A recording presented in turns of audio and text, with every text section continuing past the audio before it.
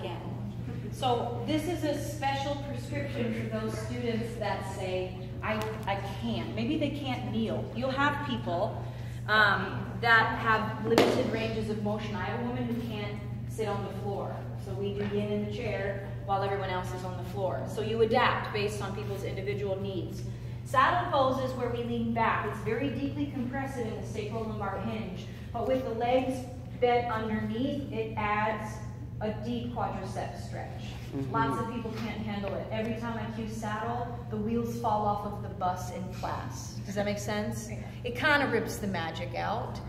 But it's a great posture. Sphinx pose does the same thing for the same region at a milder stretch. So let me show, so this is the one where they would lay back. So bolsters are definitely needed because not many people can lay back without a bolster and lay flat on the floor. This is a totally acceptable alternative. It's weight bearing on the arms, so it's not as relaxing, and it's also not as deep in the sacrolumbar hinge. So keep in mind, it's also a super sweet option. Can I see your bolster, please? Do you want heels under the butt or heels to the side of the butt? You know, it's going to depend on the person's individual hip gait. Some people feel uncomfortable in the knees like this. Some people feel really great. Heels can be under the butt. People can sit down. Some people can't do this. It just all depends on what makes sense. Some people need to sit up on a block.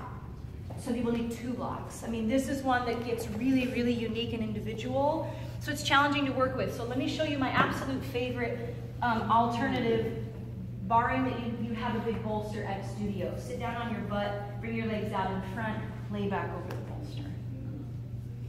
This will do the same thing sacrolumbar hinge-wise. Here's another option. You could tuck it back and do one leg and do a half saddle. Now, the alternative to saddle that everybody can do, and you can do in all situations because pretty much every studio has a block, it's a reclining lunge. So the block goes under the sacrum, and we know where that is. And we basically put the block more on our butt cheeks rather than in our lower back. We straighten our legs out, and we pull a knee into our chest. And this is our alternative for saddle. Sure, you're working here, and some people can't grab that, so do this. I told you I had a gal that's like almost 500 pounds. This is the only situation where I use a strap. Because a strap requires working, pulling, efforting. There's just too much.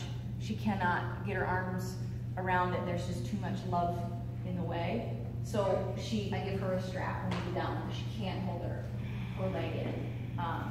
The most it gets is like here because there's a lot of mass from there to there. So she needs a strap to hold that one in. But what is happening is release of the quadricep on the opposite leg. And some people might find pinchy on one side and pinchy on the other, but that's your alternative to saddle. It's called a reclining lunge, and it feels great. And then your alternative to saddle, if you want the deep sacrolumbar hinge, is just lay back over the bolster. It feels super great to open up the spine and hinge back deeply in this space of the back and stretch everything in the front. So those are good alternatives.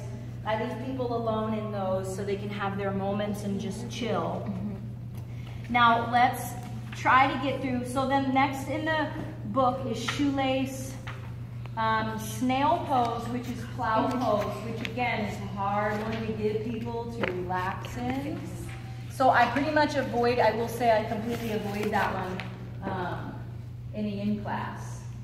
So you can play around with that one and see what you think, but it is